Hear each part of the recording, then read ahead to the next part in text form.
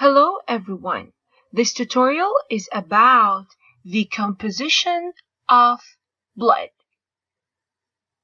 So first of all, what role does the blood play inside your body?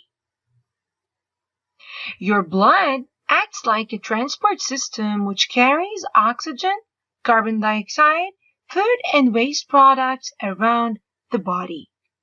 So, your blood is like the roads and streets which move the glucose, the carbon dioxide, the oxygen, and the urea from one location to another. So blood is like the street which moves the passengers from one place to another. The heart is at the center of the system and pumps the blood around the body. So the heart is the pump which forces the blood to circulate around the body. Now, what are the components of the blood? The blood consists of 4 different components. Each has a specific function.